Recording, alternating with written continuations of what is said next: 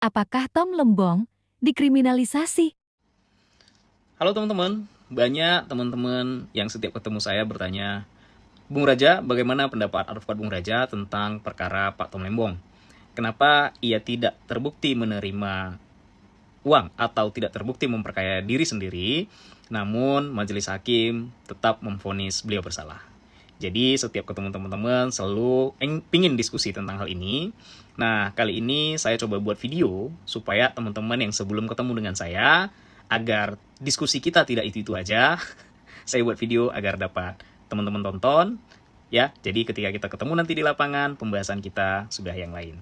Oke, saya harap ini dapat dipahami. Ini adalah pendapat hukum saya sebagai praktisi hukum, sebagai advokat, sebagai pengacara. Benarkah Tom Lembong diduga dikriminalisasi?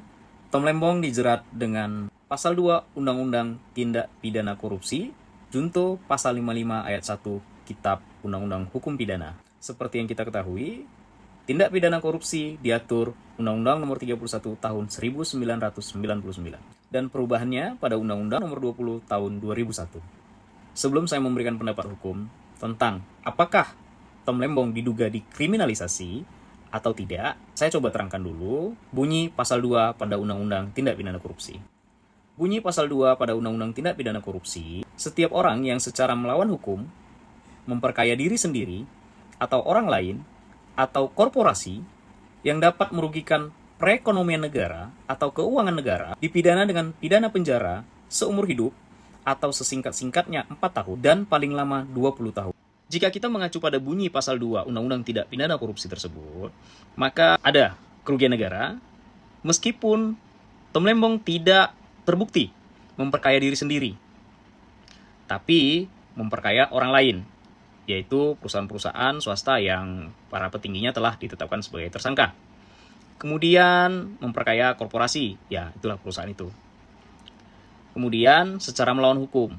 Nah, itu dia. Jadi, jika kita baca uraian pasal 2 Undang-Undang Tindak Pidana Korupsi, maka terpenuhi sebagaimana dakwaan jaksa penuntut umum. Namun yang menarik adalah, apakah yang melakukan hal tersebut hanya Pak Tom Lembong? Apakah kebijakan tersebut dari beliau sendiri? Apakah menteri-menteri sebelumnya tidak ada yang melakukan kebijakan yang sama? Yang jadi pertanyaan adalah, kalau ada, andaikan ada menteri-menteri yang sebelumnya melakukan kebijakan yang sama, kenapa ada dugaan tebang pilih? Kenapa hanya Pak Tom Lembong yang diproses secara hukum? Ini yang jadi pertanyaannya. Oke, jadi kalau menurut pendapat hukum saya, apakah Pak Tom Lembong dikriminalisasi? Jadi, kriminalisasi itu kan begini pengertiannya. Tidak ada perbuatan pidana yang dilakukan oleh seseorang, kemudian dituduhkan dan dipaksakan terhadapnya, seolah-olah ada tindakan pidana yang ia lakukan. Nah, sedangkan pada kasus Pak Tom Lembong, unsur-unsur pada pasal 2 Undang-Undang Tindak Pidana Korupsi itu terpenuhi. Namun, kenapa hanya beliau sendiri? Sedangkan itu hasil rapat dari beberapa menteri. Gitu sih.